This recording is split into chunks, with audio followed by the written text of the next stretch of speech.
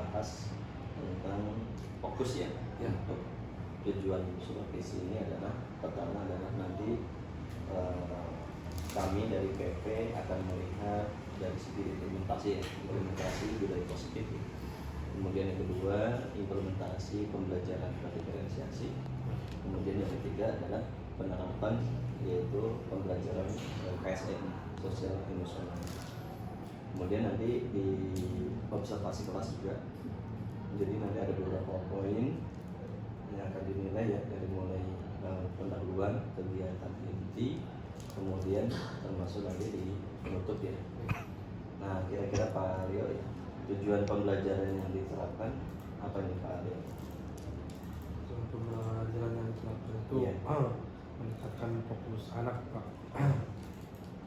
dalam pembelajaran. Jadi pertama adalah di Meningkatkan fokus anak Pak. fokus anak. Kalau dilihat di modul ajar tujuannya adalah mengidentifikasi Topologi jaringan.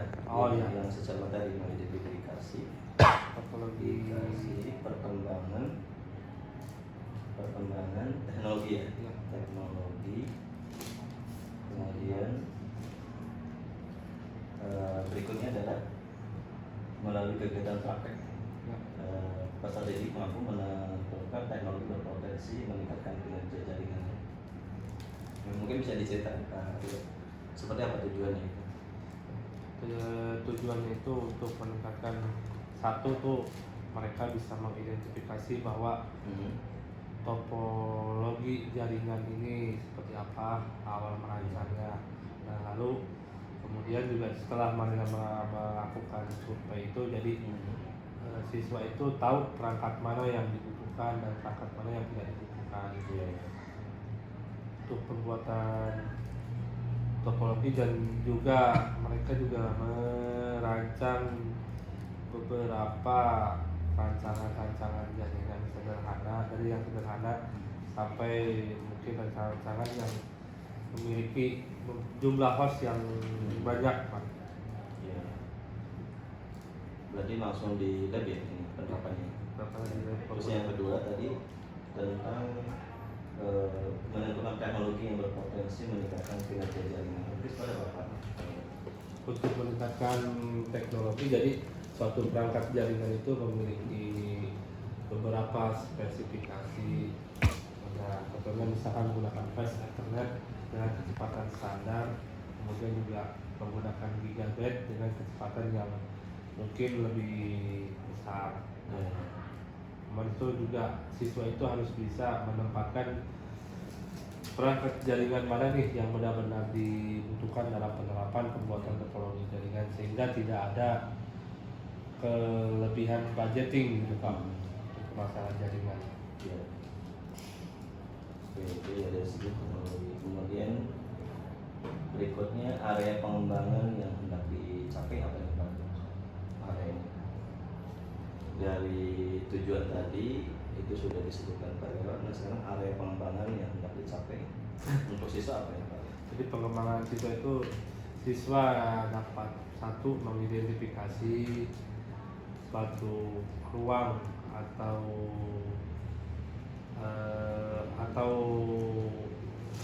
indoor atau outdoor dalam pemasangan jaringan. Sehingga siswa juga bisa mengidentifikasi lalu dapat menerapkan perangkat jaringan mana yang benar-benar dibutuhkan.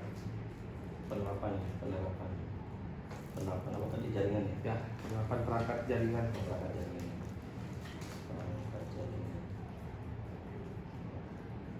Itu dari segi mungkin sikap yang lainnya ada lagi. Kalau tadi kan ada pengetahuan, ada sikap, ada keterampilan ya untuk siswa. Ya, sikapnya harapan siswa dapat menerapkan sikap yang sesuai dengan K3 keselamatan kerja K3 ya. Dalam pembelajaran. Oke. Itu dari area, kemudian strategi yang mau dipersiapkan dalam pembelajaran ini. Mungkin bisa ada metode dan model pembelajaran ya. Mungkin bisa diceritakan. Strateginya menggunakan based learning Pak, metode based learning yang berbasis project ya. Modelnya model pembelajaran modelnya inquiry atau pakai saja Psikomotorik Pak. psikomotorik ya. Psikomotorik artinya ke praktek. Ya, ke praktek.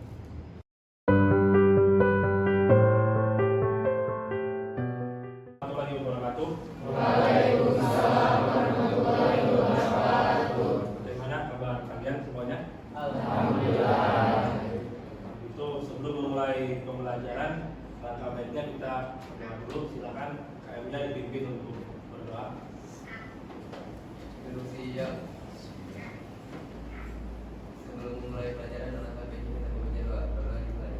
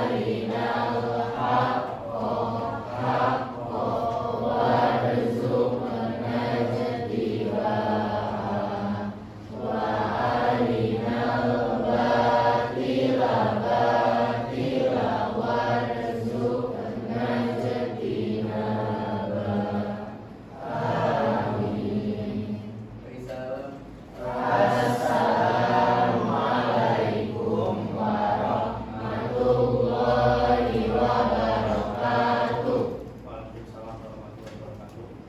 Sebelum Bapak absen, silakan kalian semua berdiri. Nah, dicek dulu kerapihan bajunya, perhatikan berpakaian.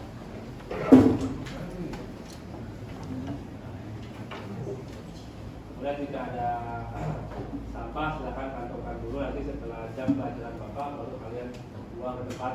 Kalau sudah rapi silakan duduk.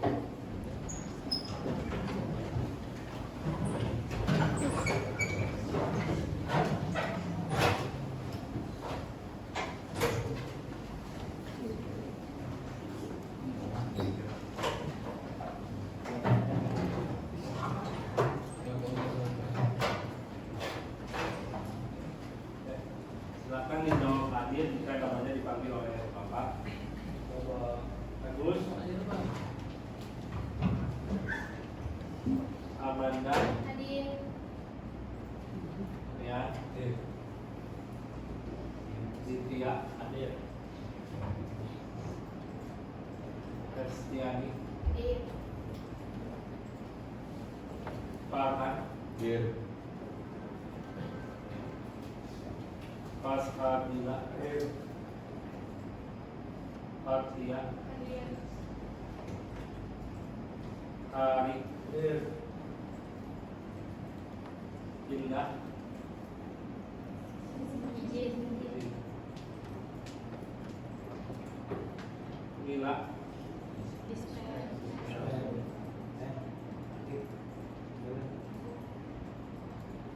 Muhammad Istajib Lana, Muhammad Nebi, Muhammad Ridho Artiko, Muhammad Salman Al Farizi, Muhammad Arif Rahman, Muhammad Jafar Rizki. Jafar Rizki. Sakit. Muhammad Faizi Awali. Muhammad Ikram Hakiki. Hadir. Nabila Nurul Ihsani. Hadir. Naila Karisma Putri. Hadir. Nesa Asifatul Fitria. Hadir. Ida Nur Fazia. Rangga Tobjaya. Rangga.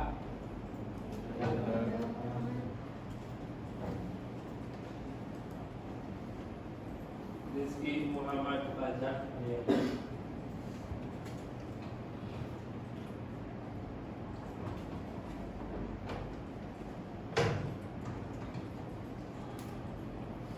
Sabrina. Hadir. Safira. Hadir. Siti Mayuna. Hadir. Siti Laila Nur Ramadina. Hadir. Safira Nasihatul Jahra. Hadir. Torik Wina. Hadir. Jahwa Maulida.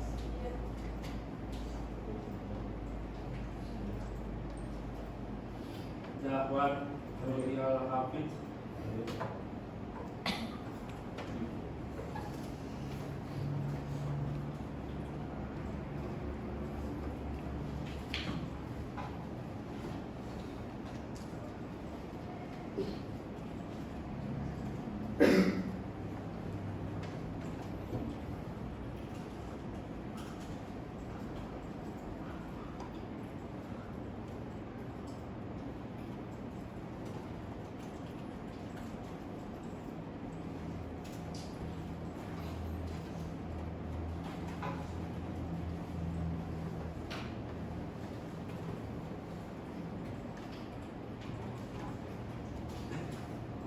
Mohon perhatiannya. Tujuan yang akan kita pelajari di pertemuan kali ini adalah bagaimana membuat topologi jaringan, kemudian bagaimana memilih perangkat jaringan, apa saja yang perangkat yang akan dibutuhkan, kemudian bagaimana kalian bisa membuat jaringan, topologi jaringan. Lalu kalian bisa dengan sendiri mengidentifikasi perangkat-perangkat jaringan yang akan kalian buat. Di pelajaran sebelumnya kita sudah buat topologi jaringan yang menggunakan software Cisco itu. Kemudian juga kalian sudah mengisi alamat IP address di file Excel. Ya, di LKPD-nya sudah Bapak berikan yang ada di Cloud. Kemudian sekarang silakan kalian buka LKPD-nya. Itu adalah pencarian jaringan. Kemudian ada di situ kebutuhan jaringan. Kebutuhan jaringan itu kalian cari di internet. Kemudian kamu tentukan pilihannya atau mau pakai. Contohnya server mikrotik apa dengan spesifikasinya apa, lalu kemudian juga dengan jumlah unit dan juga jumlah harganya. Ya, paham? Dan itu silakan kalian kerjakan. Nah, yang file dari Excel itu.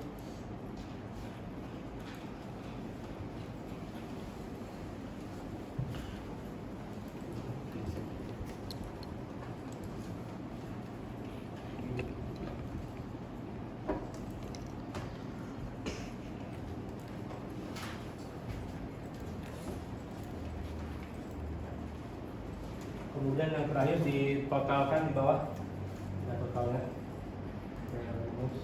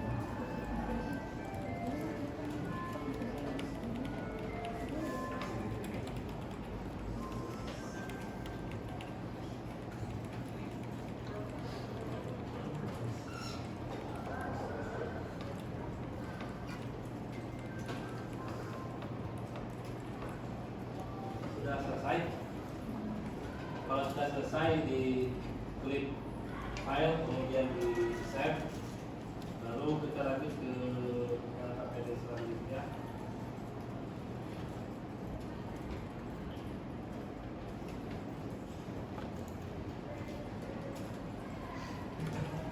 Kita ke depan.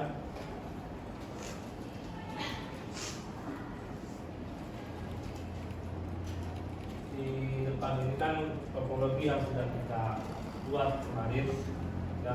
Kemudian di dalam master 0 ini terdapat server Google ya. Ya, bisa kita buka. Ya. Ini server Google kemudian on. Jadi di tahapan selanjutnya pada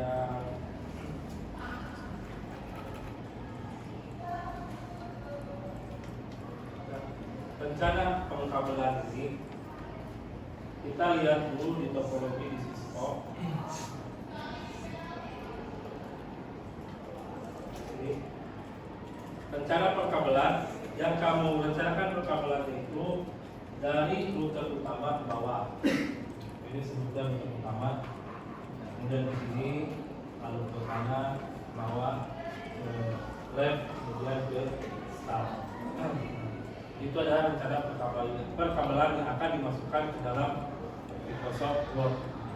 Untuk dari router utama ke atas, ini diabaikan. Karena ketika kita memiliki koneksi internet dari router ISP langsung melakukan ke router U.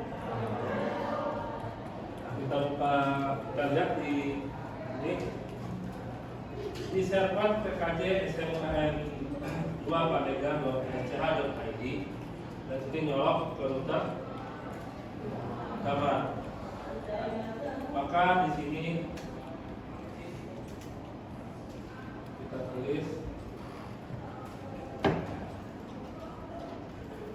perangkat sumber, ini nomornya nomor 1, perangkat sumber dengan router utama. Router utama kita lihat di Cisco, dari router utama tujuannya itu ke server ya, server SMKN 2. Maka di sini bisa kita tulis bahwa perangkat tujuannya adalah server KJ ya.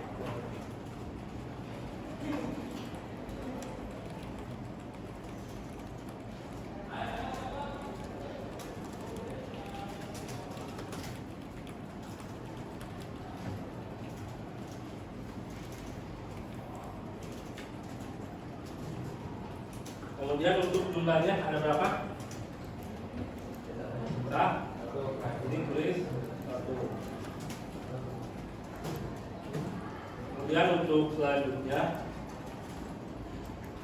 dari router utama ke SMK 2 Pandega sudah, kemudian ke US. Dari router utama tujuannya ke ya, ke US. Perangkat jaringannya apa? Swiss. Ini router utama, perangkat tujuannya adalah Swiss West.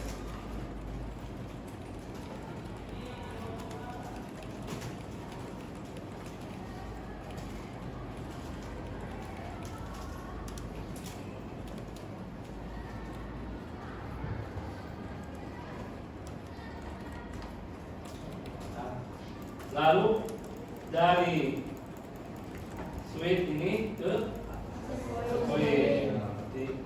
Perangkat sumbernya adalah switch, kemudian switch US, lalu ke access point.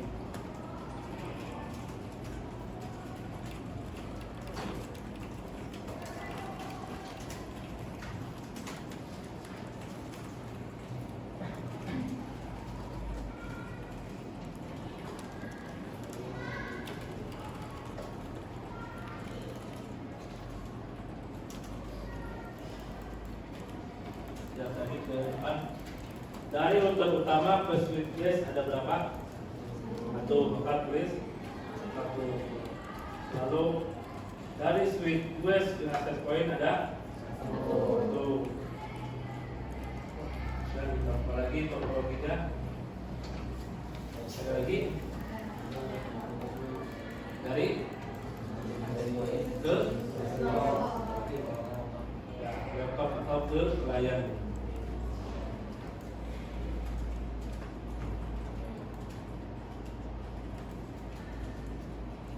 Dari access point ke layar. Di layar US ada berapa?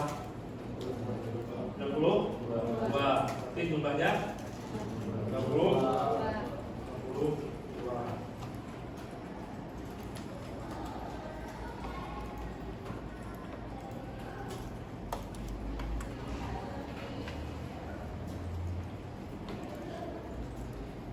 Lalu untuk yang lab US sudah ya. Kemudian kita bawa dari router utama ke switch net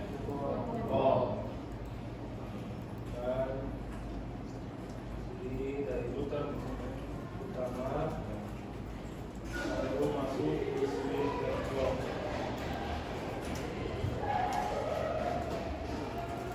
Ada berapa? Satu. Sampai sini.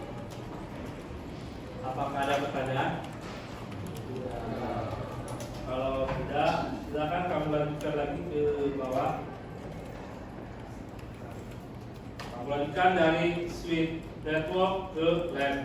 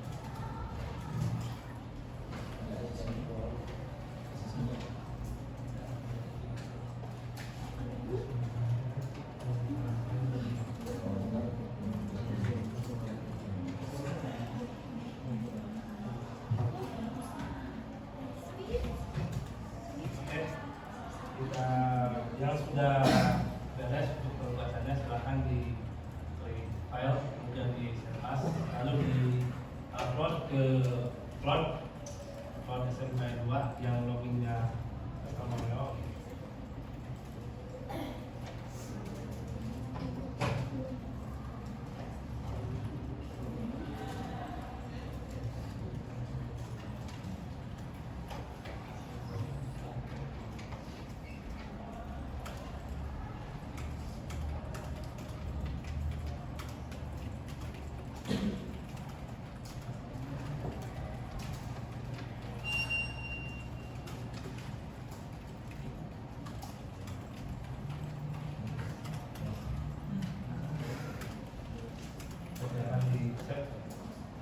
Kalau sudah di-save, ada pertanyaan pemantik dari Bapak.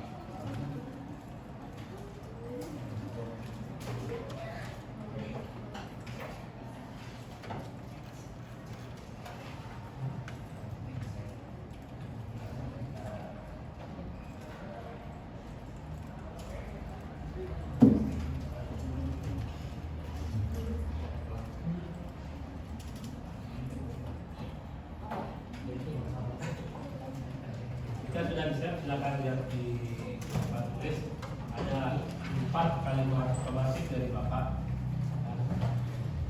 Ini pada pertemuan hari ini tentang topologi dan perangkat jaringan, hal apa saja yang bisa kita ambil dalam pembelajaran hari ini? Izin menjawab. Hal yang bisa diambil dari pelajaran hari ini adalah bisa mengetahui harga dari setiap perangkat topologi dan juga fungsi-fungsi dari topologi yang kita gunakan. Jadi yang bisa ambil ketika kita ingin membuat suatu jaringan, kita bisa lebih memilih perangkat jaringan, kemudian juga menghitung dari budgeting. Untuk pertanyaan yang kedua, apakah yang kamu tahu tentang peralatan jaringan dan peralatan jaringan apa saja yang digunakan di lab? Ya, silakan. Dijawab Pak. Kalau peralatan jaringan yang ada di lab itu ada router, switch, PC, server, terus ada kabel jaringan atau router. Jadi ada beberapa perangkat jaringan yang di lab. Semua perangkat jaringan yang di lab itu tadi kita tuliskan di LKMED di lembar perencanaan jaringan. Lalu pertanyaan tematik yang ketiga, saat memilih perangkat jaringan yang akan digunakan, hal apa saja yang menjadi pertimbangan kalian? Jadi yang disebutkan itu tujuannya itu buat apa gitu, kayak buat pendidikan atau buat bisnis. Begitu kebutuhan jaringannya itu buat aplikasinya butuh berapa gitu. Kayak gitu perangkat keras yang digunakan seperti switch, router gitu. Kayak itu topologinya harus dipertimbangkan lagi karena setiap topologi itu beda-beda.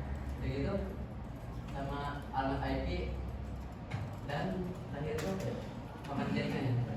Yang penting untuk itu.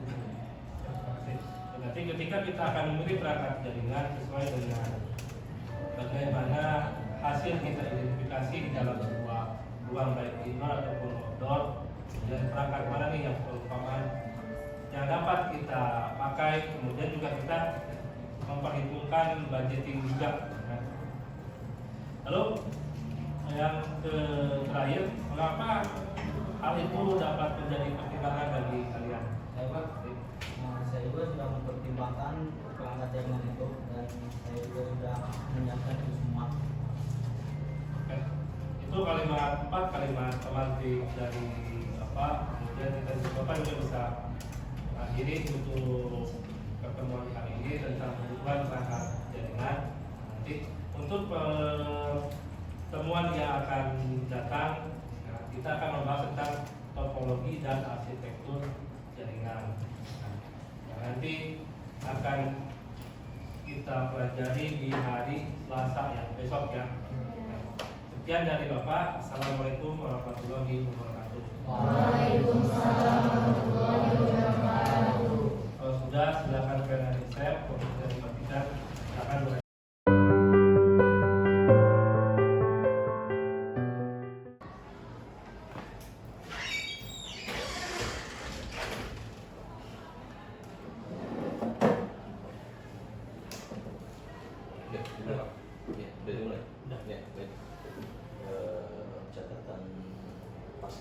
observasi ya, karena kita hasil refleksi kalau secara umum tadi udah sangat baik ya di kata-katanya, penilaiannya sudah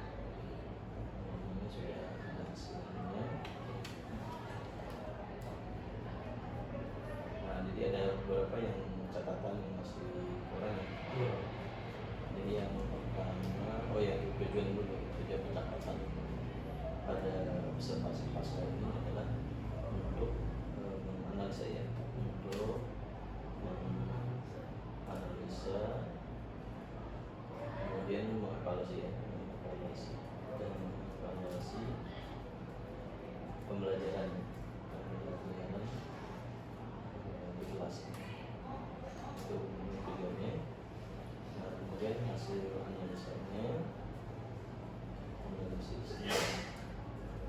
Nah, yang pertama ada yang kurang kalau di sini sudah ada yang pemantik, pemantik Dengan di awal ya, Ya. di awal. Kalau tadi kan mungkin kalau di akhir kan dalam bentuk asesmen secara umum, asesmen secara umum. Nah, mungkin pemantik ini belum disampaikan di awal. Oh, di sini ada. Iya. Ada, mungkin lupa. Kan tadi di kan awal pemantik biasa. Iya. Kalau dirubah ke di belakang bisa nggak Pak? Nggak bisa. Nah, jadi tujuan di awal itu pemantik itu adalah untuk mengasesmen asesmen diagnostik.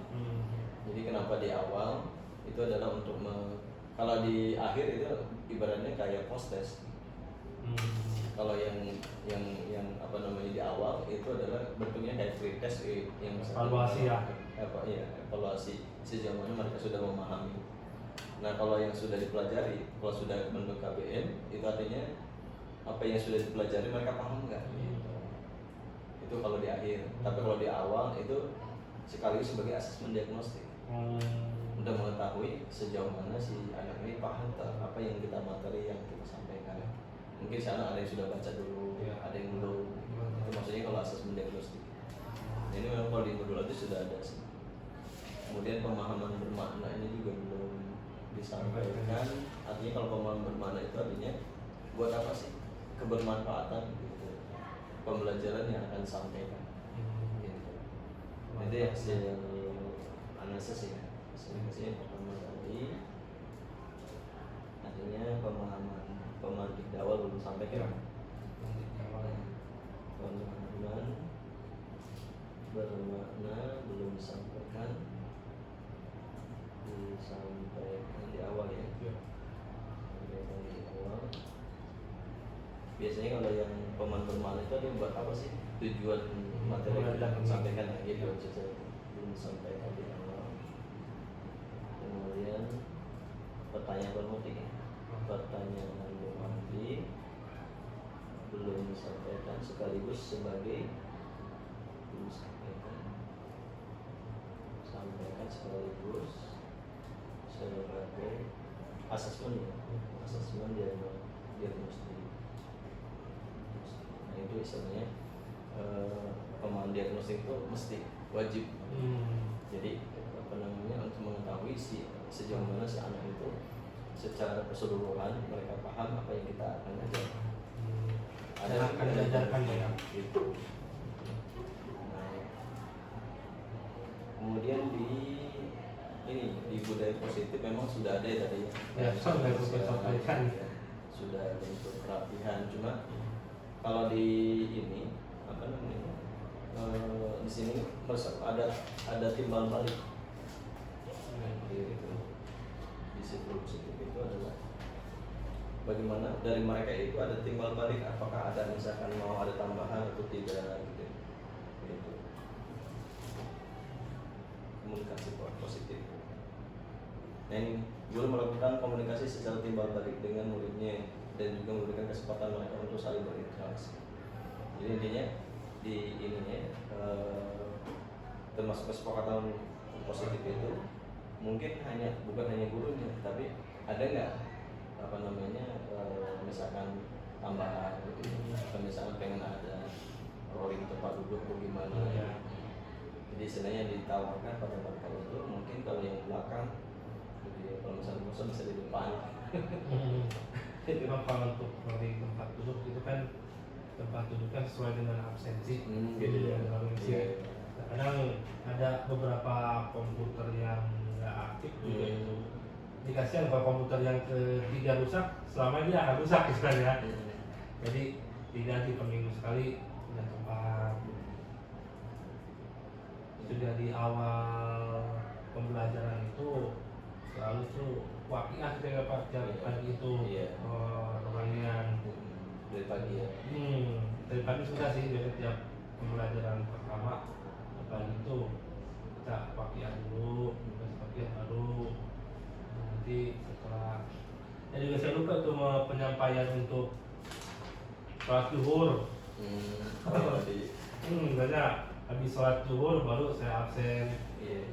Kan sampai sholat asar juga nanti kok pelajaran yang berikutnya asar baru. Oke.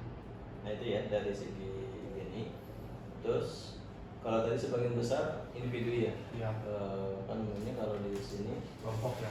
iya memang ada bentuk pengelompokan, bahkan kalau dalam bentuk di kurikulum merdeka itu termasuk pertanyaan di observasi itu apakah ada bentuk pengelompokan gitu kan? Nah, memang pengelompokan itu artinya maksudnya supaya anak-anak yang misalnya tadi kayak misalnya setelah pembelajaran kan ada yang mau nanya gitu ya, setidaknya di antara mereka itu yang sudah bisa yang sudah bisa ngasih tahu gitu.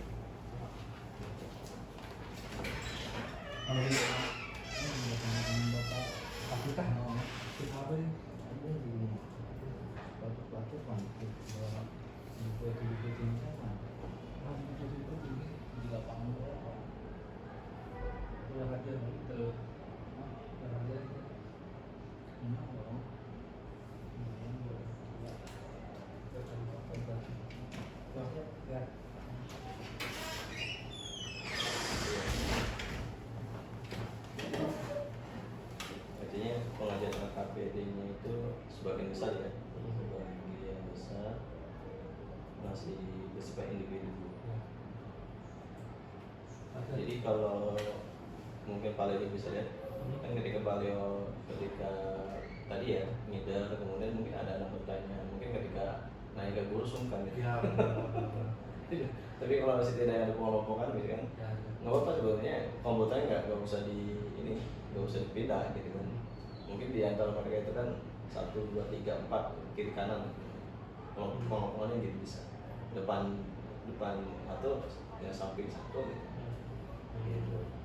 Tapi itu nanti setiap pembelajaran itu diharuskan untuk pengelompokan Pak. Jadi memang di ini kalau lihat di asesmen di ini buku asesmen pembelajaran ini itu memang yang namanya kunci dari pembelajaran diferensiasi itu di situ. Di pengelompokan. Gitu. Tapi kalau yang misalkan khusus untuk kayak ujian segala macam Ya, tidak ada pengelompokan. Kalau untuk misalnya tadi ujian gitu ya. Tapi kalau dalam pembelajaran itu pengelompokan itu gunanya pertama tadi yang misalkan sekiranya si anak siswa itu masih kurang gitu. Itu terbantu dengan tadi siswa yang itu di atas rata-rata. Makanya nanti di tempat duduknya itu di pola dalam satu kelompok itu minimal yang sudah paham atau misalnya di atas rata-rata itu jadi ketua kelompok. Nanti itu mereka jadi tutor sebaya. Gitu. Itu yang kalau di buku yang di Pendikbud ya, yang 2022 tentang asesmen itu salah satu untuk bisa solusi ketika si anak belum mengerti itu nanti mereka diantara mereka dulu tutor sebaya. Nah kalau tutor sebaya mentok dulu. Gitu. Jadi memang itu pola istilahnya untuk membantu pengelompokan itu. Itu nanti bisa baca di asesmen. Jadi kunci di diferensiasi itu di situ bagaimana pengelompokan kecil gitu. 3 atau 4 maksimal 4 lah. 4 gitu. Kalau 4 itu kan bisa dijadikan sebagai peran. Misalkan ketika ada presentasi ada yang ketua kelompoknya, ada pencatatnya. Kalau dibagi peran ada juru bicaranya. Kemudian ada yang misalkan bagian teknis. Itu kalau dibagi 4. Kalau lebih dari itu biasanya nggak efektif. Gitu. jadi berbagi pelajaran peran. kita aja ya. Itu kalau di observasi PMM itu nanti kelihatan dulu. Jadi misalkan perannya apa dibaginya, ada yang jadi satu kelompok, ada yang juru bicara, ada yang misalnya notulen. Jadi mereka itu di dalam kelompok bisa saling kerjasama dan berbagi peran. Nah, itu adalah gunanya pengelompokan. Nanti ketika presentasi untuk bisa menyampaikan itu nanti gantian, gantian. Sambil sambil belajar mereka komunikasi. Itu dari segi pengelompokan. Kemudian refleksi terakhir ya. Tadi memang secara umum sudah, cuma lupa mungkin ya. Jadi kalau di sini di observasi itu bersama murid, nah siswa itu menyimpulkan apa sih gitu. Setelah dipelajari itu apa sih ininya gitu. Nah, jadi inti di sini ada guru memberikan umpan balik yang konstruktif, jelas dan mengandung saran, mengembang bukan hanya terhadap murid. Bagaimana strategi berpikir murid, bagaimana murid menyelesaikan masalah. Jadi istilahnya mereka itu diberikan waktu, mereka paham nggak apa yang sudah bisa saja pertanyaan tadi itu bentuknya ke asesmen ini apa namanya sumatif, asesmen sumatif. Jadi kalau yang tadi kesimpulan itu ke arah bagaimana sih sikap mereka dan sebuah pengetahuan mereka. Kalau tadi kan ke pengetahuan. Kalau yang misalkan dari yang bentuknya kesimpulan, bukan hanya pengetahuan tapi mereka juga mungkin ada sikap ya, termasuk tadi keselamatan. Kalau kesimpulan itu harus ada melibatkan ya dari siswa.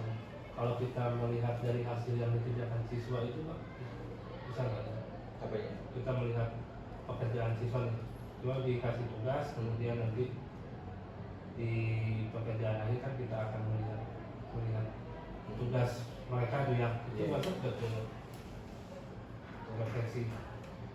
Iya, bisa aja dari hasil kerjaan mereka itu nanti apa namanya ditanya kepada mereka. Bagaimana hasil pekerjaan itu, apakah sudah sesuai dengan apa yang sudah dipelajari. Nah itu mungkin catatan ekonominya para lewat ya, pas observasi tadi yang terakhir itu tentang refleksi ya. Refleksi belum.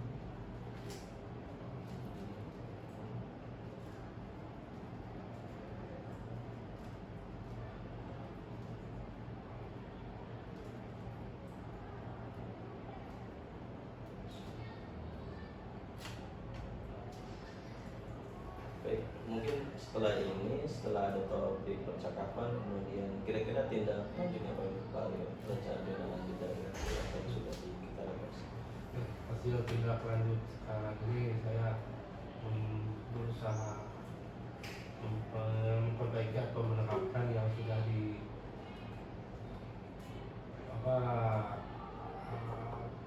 pasca observasi ini, terapkan tentang pembelajaran diferensiasi, tidak harus berkelompok, kemudian juga refleksi, dan mengadakan refleksi dalam penelitian. Siswa menyimpulkan materi yang dicapai dan saya bisa melakukan refleksi. Ini juga saya dapat mengetahui kemampuan siswa dalam mana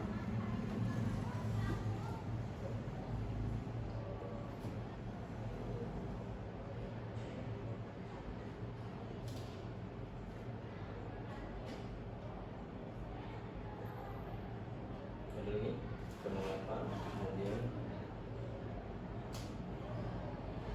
penerapan yang kurang ya. diferensiasi.